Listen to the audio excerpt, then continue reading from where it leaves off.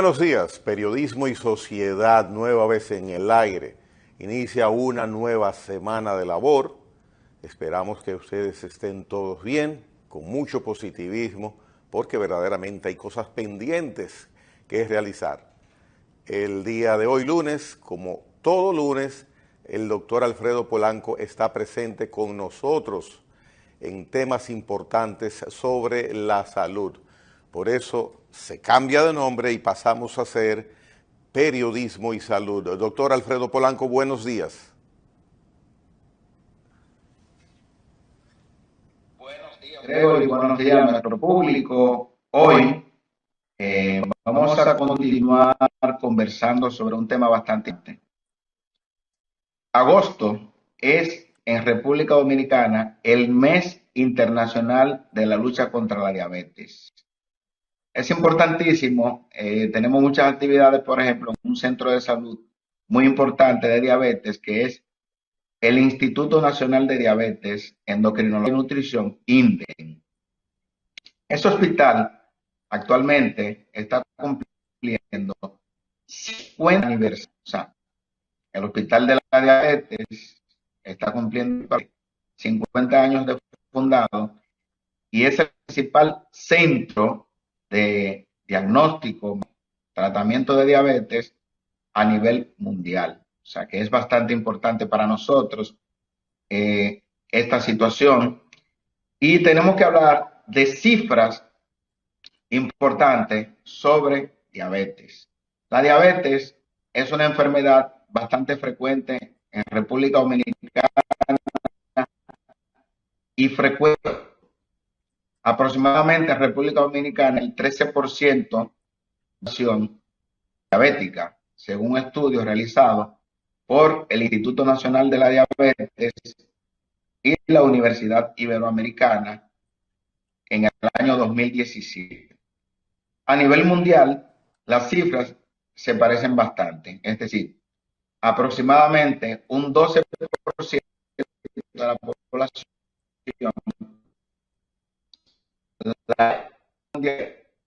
tiene la condición de la diabetes. En el 2020, según las estadísticas de la Organización Mundial de la Salud, 537 millones de pacientes diabéticos. Ahora bien, ¿cuál es el problema? ¿Dónde está el problema de la diabetes? Que aproximadamente el 30 a 40% de los pacientes diabéticos no diagnostican. Es diabético, no sabe que es diabético y entonces ahí vienen los problemas, porque si usted conoce de que padece una enfermedad, pues usted no va a tener un tratamiento porque desconoce su enfermedad. Con respecto a los pacientes diabéticos que saben su condición de diabetes, entre el 50 al 60% de los pacientes diabéticos no tienen un control metabólico adecuado. Es decir, están diagnosticados como diabéticos, pero por diferentes situaciones, tanto situaciones económicas, situaciones de poco acceso a lo que es un especialista en diabetes, pobreza, etcétera, no cumplen con un tratamiento adecuado para esta condición que es la diabetes y por tanto están descompensados médicamente. De manera que podemos decir que el 90% de los pacientes diabéticos no tienen un tratamiento adecuado. ¿Dónde está el Doctor, problema? ¿Qué ocurre con exacto. esta situación? Sí, precisamente, doctor. ¿Por qué no están bien tratados? ¿Es una deficiencia, una responsabilidad del paciente o hay algo independientemente de la persona que tenga la diabetes que provoca que la atención no sea la debida? Hay diferentes situaciones. Por ejemplo, tenemos situaciones económicas. tenemos otra situación importante y es el poco acceso a toda la población o a la mayoría o a una gran parte de la población a centros de salud con especialistas adecuados para el manejo de la diabetes. Por ejemplo, endocrinólogos, diabetólogos, médicos internistas, etcétera, pero básicamente de diabetólogos y endocrinólogos. Pero lo más importante es la falta de recursos económicos para el manejo de la diabetes. Por ejemplo, un paciente diabético es un paciente que además de ser diabético, tiene otras patologías, tiene otras enfermedades. Generalmente el paciente diabético es también hipertenso. Entonces, un paciente que tiene que utilizar manejo tanto para la diabetes como para la hipertensión arterial. Entonces, implica el gasto de recursos económicos. El paciente diabético necesita un chequeo periódico de enfermedad de su patología. Por ejemplo, es un paciente que tiene que evaluarse por lo menos cada 3 meses y cada vez que el paciente acude al análisis pertinente que le han indicado para ver su control de su enfermedad. Muchas veces esos son los recursos para los estudios de los análisis, colesterol, triglicéridos, glicemia, hemoglobina glicosilada, y ese paciente acude incompleto a donde el especialista. Y esto trae como consecuencia que el paciente no esté controlado. Entonces estamos en una situación económica. ¿Cuáles implicaciones clínicas traen las situaciones económicas?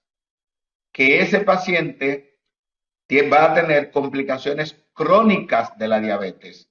Es decir, mientras yo, como diabético, estoy descompensado metabólicamente, voy a tener un efecto contrario. Por ejemplo, van a dañarse mis órganos, como el corazón, y voy a tener el problema cardiovascular del paciente diabético. Voy a tener problemas de los riñones, que es la nefropatía diabética. Voy a tener problemas de los ojos, que es la ceguera por retinopatía diabética.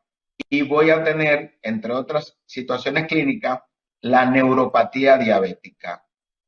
De ahí que usted va a ver que la mayoría o muchos de los pacientes que están amputados no es secundario a accidentes de tránsito, a pesar de que estamos en República Dominicana.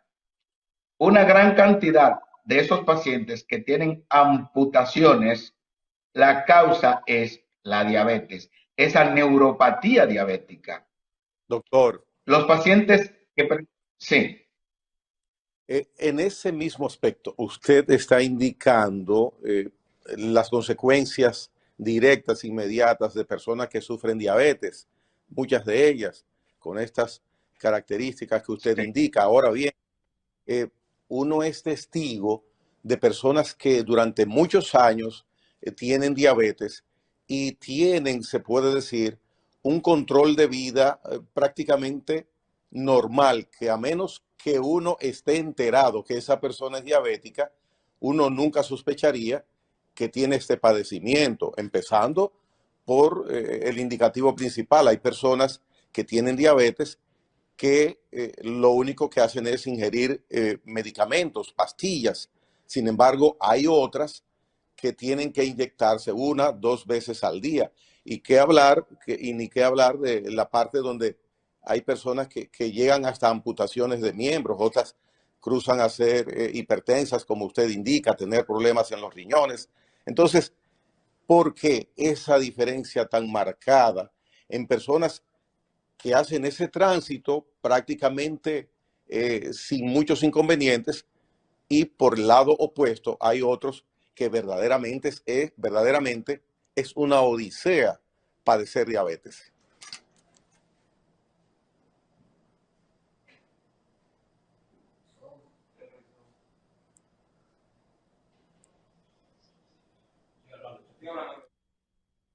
lamento mucho que el doctor Polanco haya tenido inconvenientes con su transmisión. Aparentemente, o evidentemente, no pudo escuchar la pregunta en su extensión, y ojalá que él pueda, pues, de manera precisa, como lo ha hecho en otras ocasiones, reconectar con su conexión y seguir tratando este tema que tiene que ver con la salud y que es tan importante como las personas que sufren de diabetes. Mientras tanto, vamos a aprovechar Control Master, vamos a hacer la primera pausa comercial mientras el doctor Alfredo Polanco se reconecta.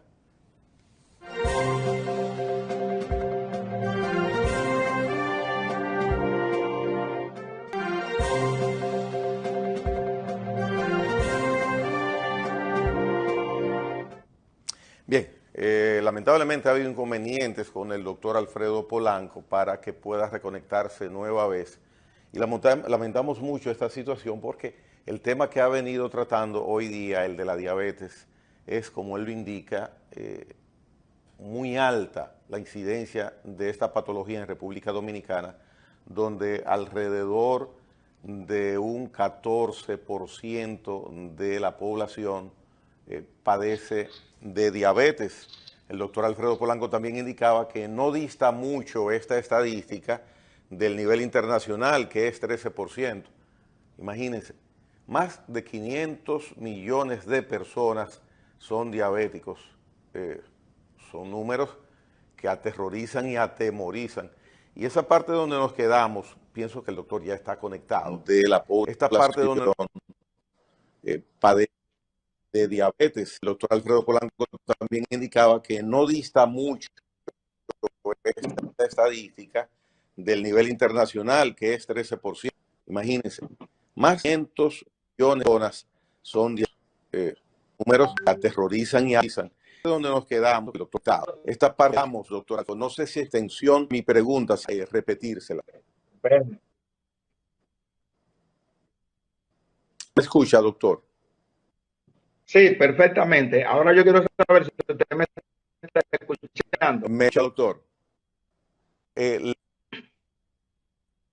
La pregunta antes de que interrumpiera la con. ¿Usted la escuchó? ¿Me está escuchando? Sí, claro que escuchamos bien la pregunta. Tenemos un inconveniente aquí. No sé qué es lo que está pasando con la transmisión, pero sí está claro que hay múltiples causas por las cuales los pacientes diabéticos están descompensados, y nosotros hemos hablado básicamente que hay factores económicos que inciden en que un paciente esté descompensado. Por ejemplo, muchos pacientes no tienen acceso a la gran cantidad de medicamentos que requiere un paciente diabético. Por ejemplo, los pacientes diabéticos requieren altas dosis de insulina en muchas ocasiones. En ocasiones requieren medicamentos antidiabéticos orales. Hay ocasiones en que el paciente también, como es diabético, también es hipertenso.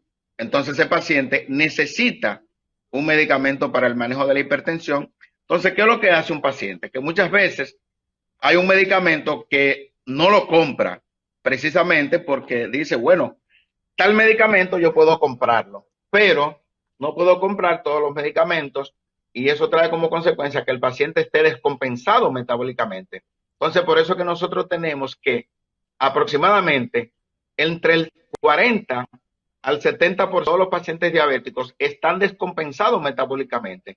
Y eso es un problema, como dijimos anteriormente, porque los pacientes van a tener esas complicaciones crónicas, como es la nefropatía, la retinopatía, la neuropatía, etcétera. El paciente va a tener ceguera, va a tener insuficiencia renal crónica, va a tener amputaciones. Sin embargo, ese paciente que tiene todos los recursos económicos y que tiene acceso a los medicamentos, es un paciente que generalmente le va bien, tiene pocas complicaciones de la diabetes. Y nosotros tenemos el caso de pacientes que tienen 30, 35 años, 40 años, siendo diabéticos y están completamente bien, completamente sin ninguna o mínimas complicaciones. De ahí que la importancia de que un paciente diabético utilice todos sus medicamentos de manera adecuada, eso va en beneficio para una calidad de vida de ese paciente. Pregunta. Sin embargo, doctor, como testigo, pienso que a otras personas le toca lo mismo. Y era básicamente el contenido de mi pregunta antes de irnos a la interrupción de la conexión. Hay personas que tienen el problema económico resuelto, que no es un inconveniente, Sí. inclusive personas que yo conozco, he conocido, que tienen una diabetes cruenta, que no es por situaciones económicas. Personas que se inyectan, que son educadas en el comportamiento de lo que tienen que hacer con su padecer de salud, que cumplen con todos los requisitos y tienen que inyectarse. Entonces, esa es la diferencia que motiva mi inquietud de por qué unos tienen tantos padecimientos colaterales y otros transitan el proceso de su diabetes sin mayores interrupciones e inconvenientes.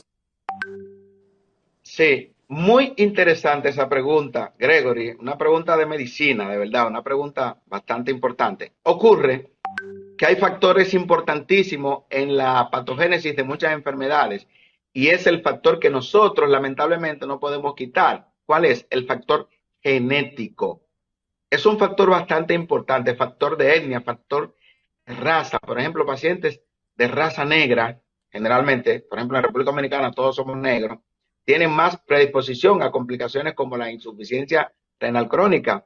Factores genéticos, el factor genético es preponderante. Por ejemplo, cuando yo tengo a un paciente que su padre o su madre estuvieron en diálisis, ya ese paciente tiene mucho más posibilidades de hacer una nefropatía diabética que ese paciente que ni su padre ni su madre tuvieron una enfermedad renal. O sea que el factor genético es preponderante.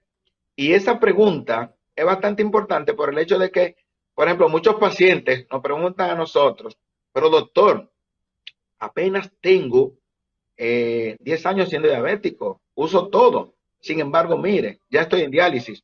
Y mi vecino, que es diabético y tiene 20 años siendo diabético y casi no tiene recursos económicos, no tiene complicaciones crónicas. O sea, hay un factor que nosotros no podemos incidir, que es el factor genético.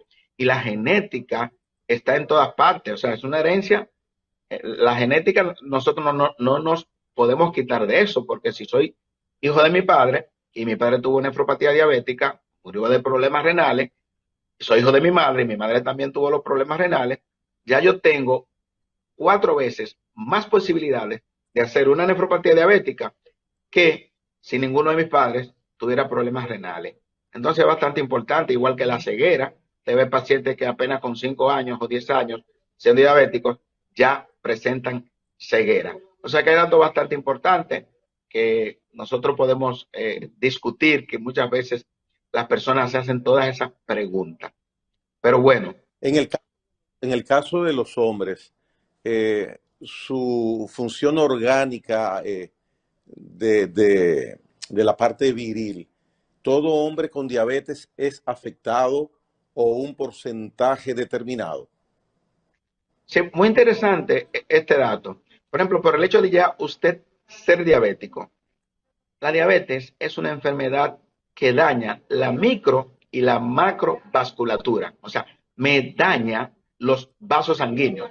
Entonces, debemos de tomar en cuenta que nuestro sistema Los, viril los vasos sanguíneos a nivel general del cuerpo. a nivel general, entonces, ¿de qué depende una buena erección? Una buena erección depende de una buena circulación. Entonces, si tenemos a un paciente diabético con una circulación alterada, ese paciente no va a tener una buena erección.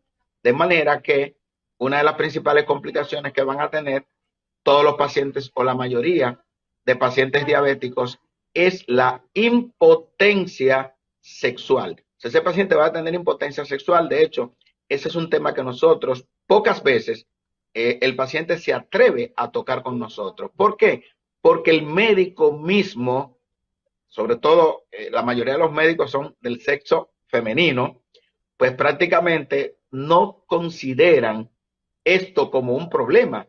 Y verdaderamente que sí. Por eso cuando nosotros tenemos a un hombre, está loco porque nosotros le toquemos el punto de la virilidad. Inclusive hemos tenido muchas consultas donde la esposa acude con el paciente y le dice, doctor, yo quiero, pues yo me estoy quedando sin marido y mi marido lo que tiene son 35 años.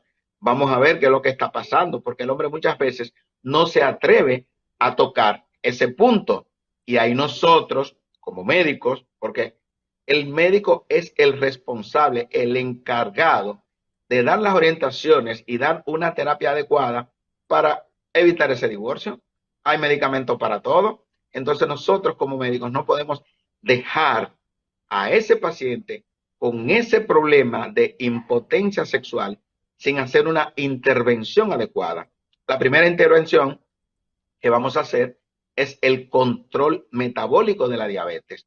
Por ejemplo, cuando usted ve a ese paciente que es impotente y entonces usted le hace la glicemia y ese azúcar en sangre está en 300, en 400, no va a tener una buena virilidad. Entonces, lo primero que nosotros hacemos es controlar esa diabetes que no se va a controlar de hoy para mañana.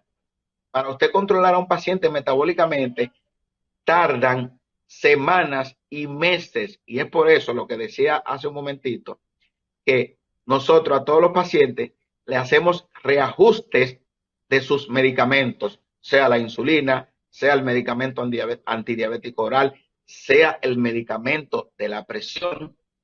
Y luego en una cita subsiguiente, sea un mes después, sea 3 meses después, nosotros siempre decimos al paciente, mire, le prescribimos los análisis para ver cómo está ese paciente metabólicamente. Y hay pacientes que, y nótese que como tenemos un programa que se ve bastante, cuando su médico le citó para una próxima ocasión, usted tiene que llevarle los análisis a ese médico, porque a veces llega el paciente con las manos vacías.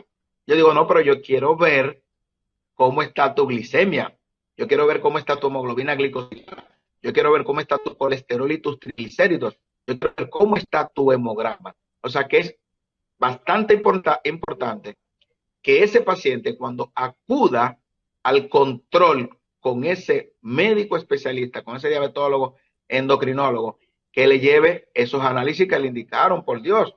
Muchas veces, y por eso ahí viene el factor económico, doctor, no tengo recursos económicos para hacerme todos esos análisis.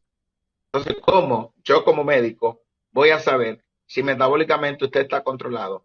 ¿Por una glicemia que yo le haga en el hospital? No.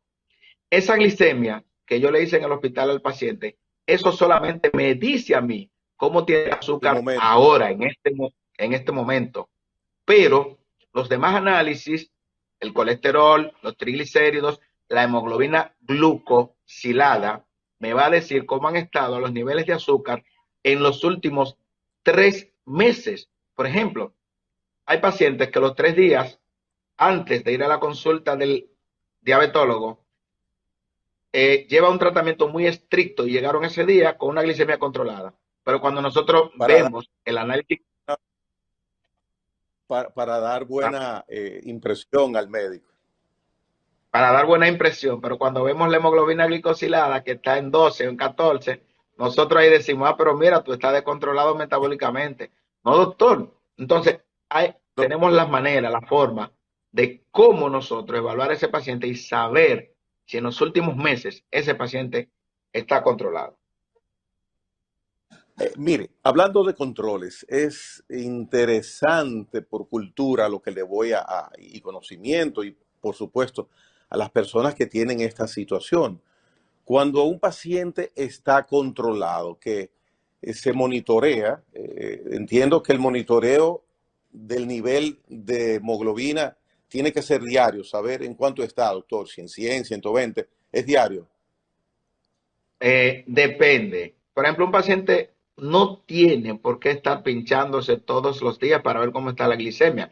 Por ejemplo, nosotros sí le decimos al paciente que llega descontrolado tienes que hacerte un automonitoreo durante una semana y yo en esa semana Ya. luego tráeme los niveles y nosotros vemos cómo está el paciente. Bien. Una vez Entonces, el paciente nos lleva a ese automonitoreo, nosotros vemos si tenemos que hacerle un reajuste de los medicamentos. O sea, es para eso el automonitoreo, pero no necesariamente un paciente tiene que pincharse 3 y 4 veces al día durante todos los días.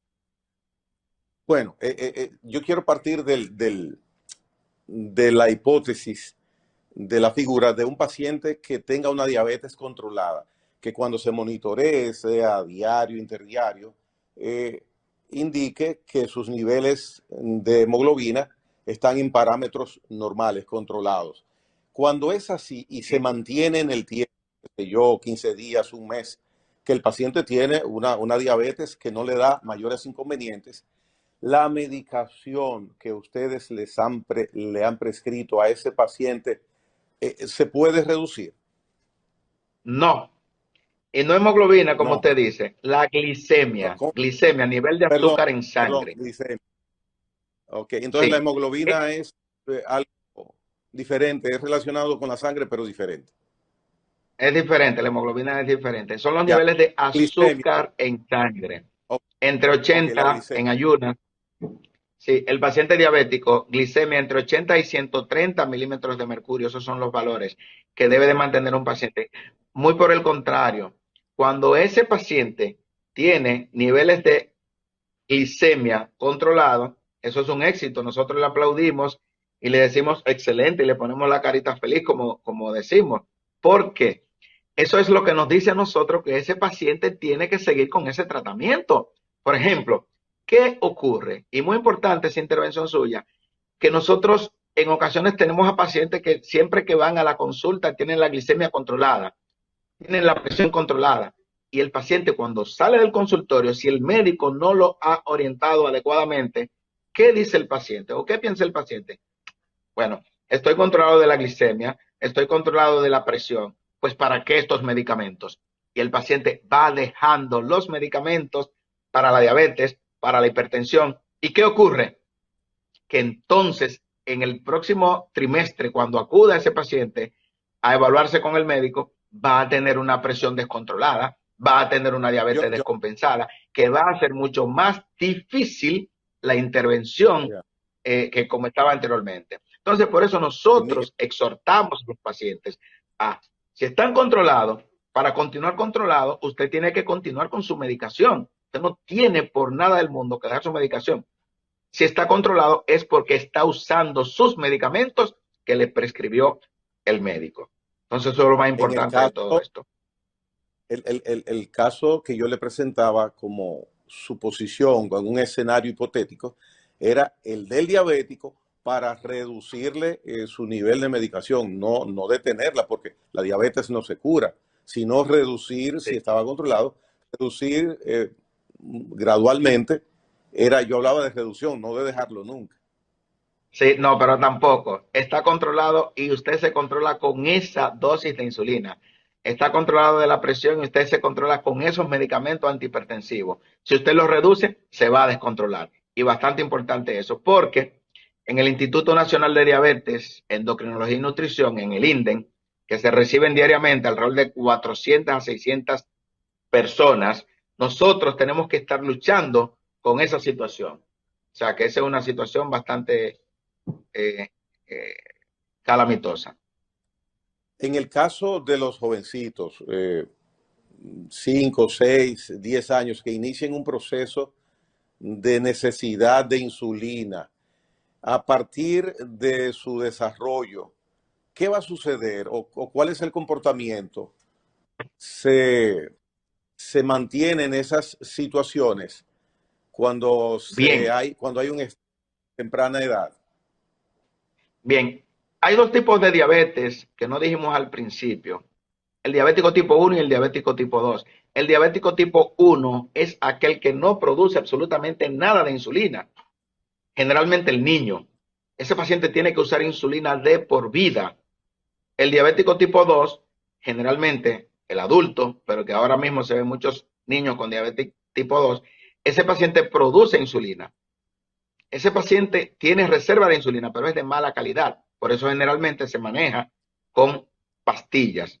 Pero ese paciente se va a agotar la cantidad de insulina. Usted va a ver que después de varios años de ser diabético, ese paciente ya va a requerir insulina. O sea que esta situación, pero ese niño que inició con insulina y que es diabético tipo 1 va a continuar de por vida utilizando la insulina.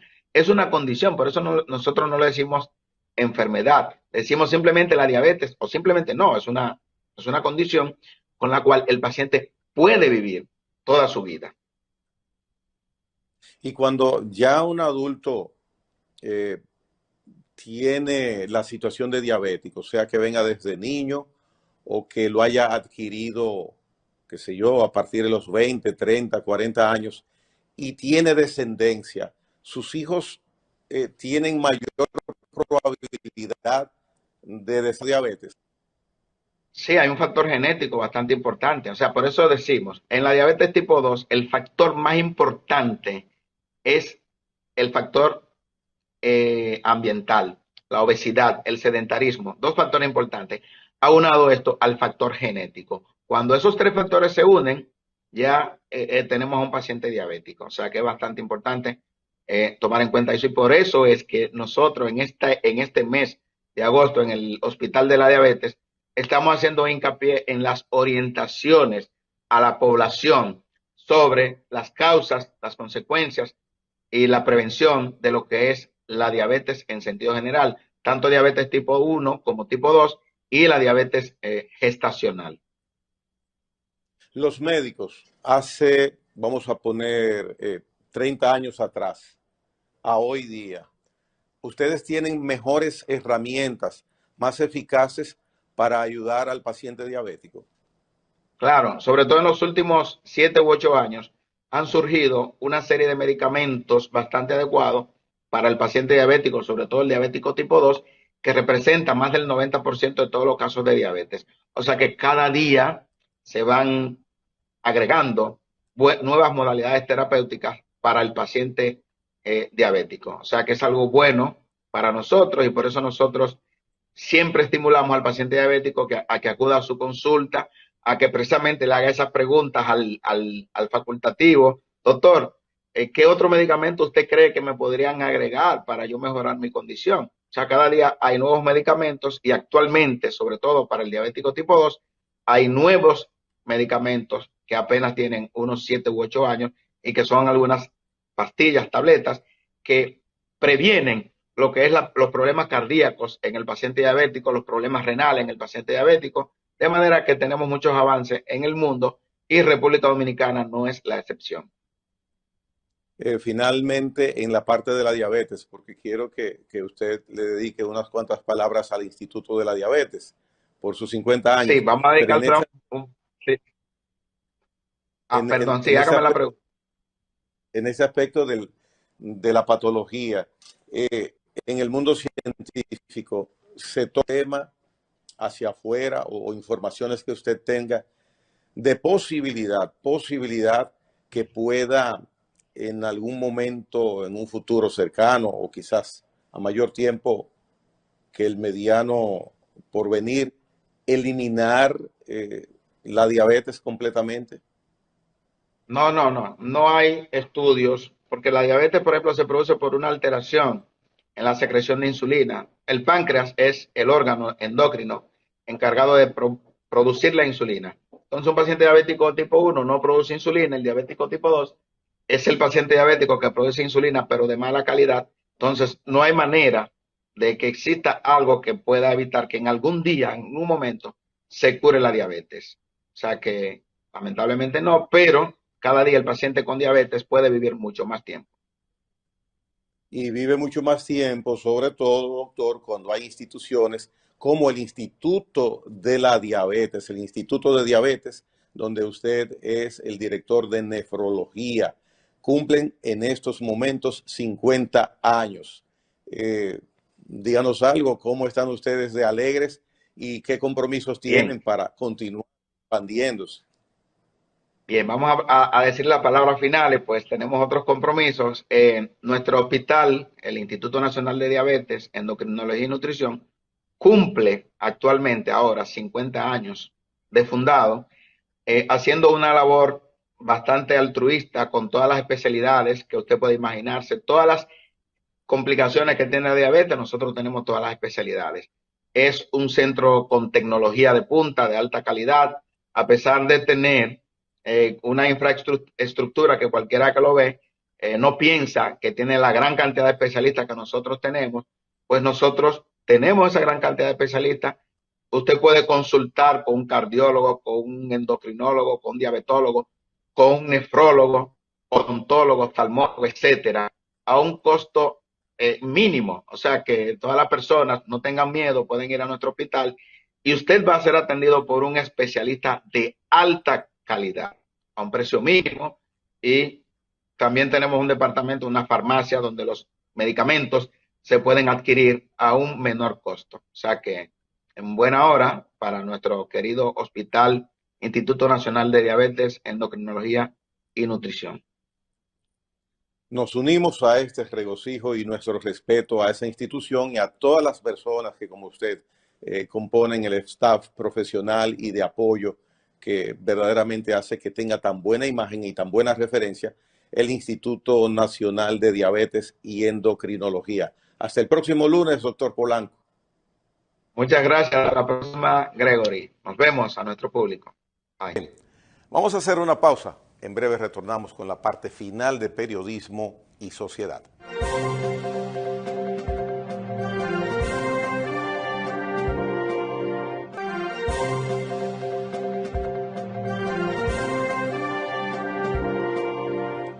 Bien, nos restan unos cuantos minutos de programa después de tan interesante participación como tiene todos los lunes el doctor Alfredo Polanco en este programa, hablando de salud.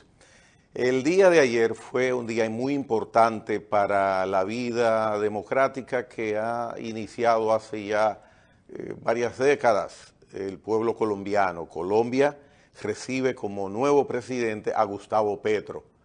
Gustavo Petro es el primer presidente del ala de la izquierda que asume la presidencia en esa nación. República Dominicana estuvo representada por nuestro presidente, el licenciado Luis Abinader, que precisamente tuvo un encuentro con el mandatario, con el nuevo mandatario, antes de la toma de posesión.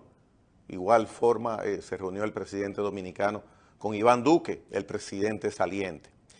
En el caso de Gustavo Petro, en su discurso, él lo centró en 10 puntos específicos. Para mí los más resaltantes son el retorno, el buscar la tan anhelada paz en esa nación que tiene una situación interna que con la guerrilla y los paramilitares y ese entramado que tiene que ver directamente con lo que es el narcotráfico, pues ha cobrado y ha dejado un saldo de centenares de miles de personas fallecidas durante muchos años. Él aboga en su discurso como objetivo la paz, aboga por la lucha contra la corrupción, punto importantísimo también que lo esbozara, y un distintivo agradable es su intención de preservar y propiciar un medio ambiente saludable.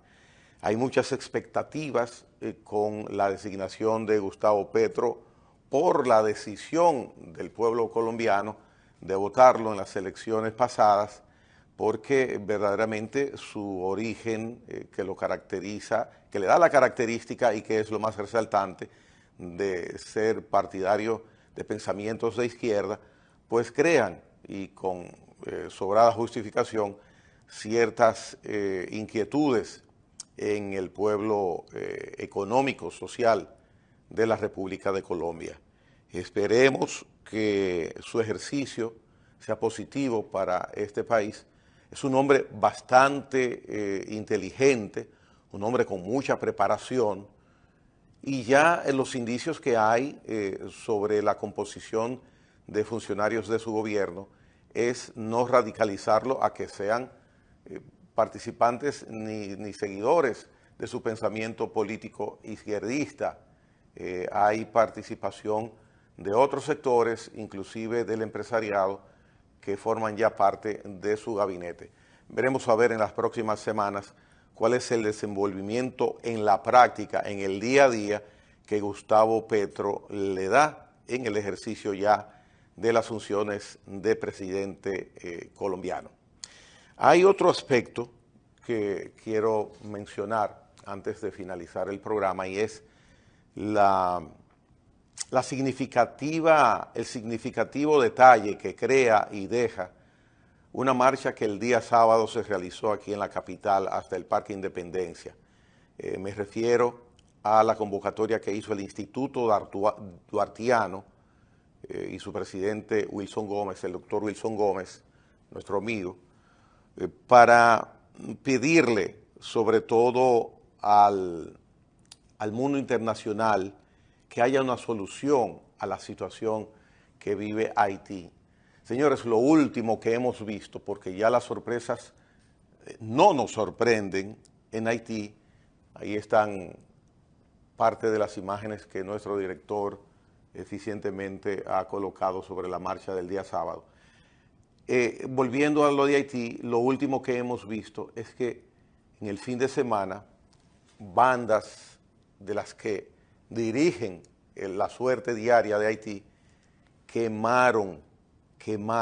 literalmente quemaron dentro de un automóvil un ex senador haitiano. No hay extremos en los desmanes del comportamiento de las bandas en Haití. No hay parámetros con que uno decir, bueno, pero ¿y cuál es el freno?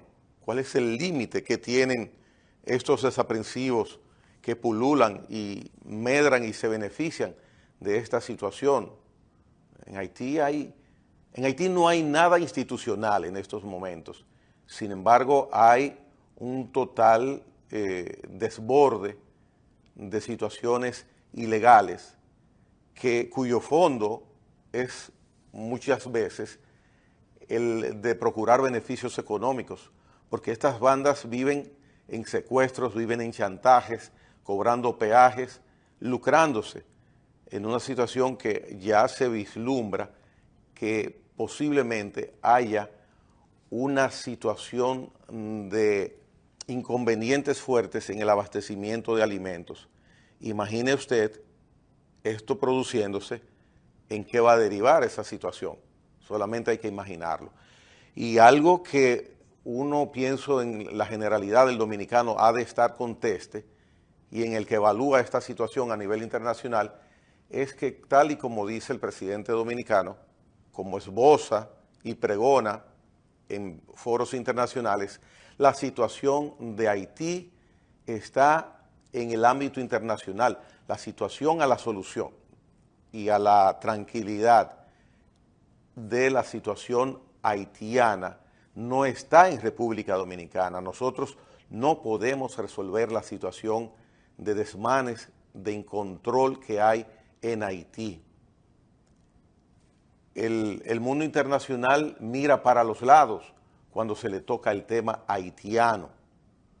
La marcha del pasado sábado, que ha sido criticada por algunos sectores, algunas personas, indicando que hay mucho de xenofobia, mucho de antihaitianismo en la convocación de esta marcha.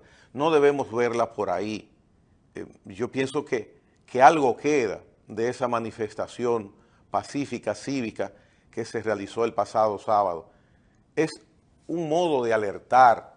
Podrá no ser la perfección de la convocatoria, podrán los convocantes estar quizás uno en no contestes en el 100% del criterio que ellos tienen, pero eso es otra cosa. El sentido, lo que queda, pienso que es altamente positivo, porque verdaderamente nosotros tenemos lo que se denomina en cada nación libre, tenemos una soberanía que debemos preservarla y tratar de mantenerla incólume.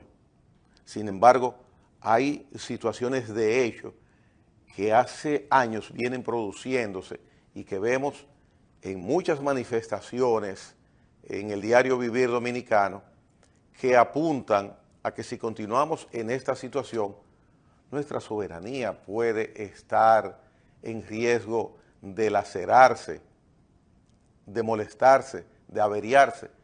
Entonces esto no debemos permitirlo. Pienso que la marcha algo deja esa marcha cívica que se hizo el pasado sábado. Finalmente, tenemos una situación de hace más de una semana donde hay 2 hombres, 2 mineros que quedaron atrapados en una mina del interior del país y en el cual hemos visto en esta situación que se está trabajando de manera ardua, se está trabajando día y noche, tratando de llegar con un acceso viable para poder extraer un minero de nacionalidad colombiana y uno de República Dominicana. Están en constante comunicación auditiva, no hay hasta ahora mayores inconvenientes en el tiempo que ellos han estado allá, salvo por supuesto el peligro al que están expuestos en todo momento estos 2 mineros.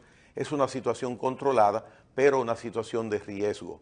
Esperemos que en esta semana pueda lograr rescatarse estos 2 mineros sanos y salvos, sin mayores inconvenientes. Rogamos porque esta situación se defina y que podamos contar con la presencia ya en el exterior de estas 2 personas que cuando sean extraídos de ese lugar, pues tendremos motivo para todos celebrar. Así será, porque el trabajo que se está haciendo apunta a que habrá una definición positiva y exitosa. Señores, mañana otra edición de este programa a las 8 de la mañana. Hasta entonces.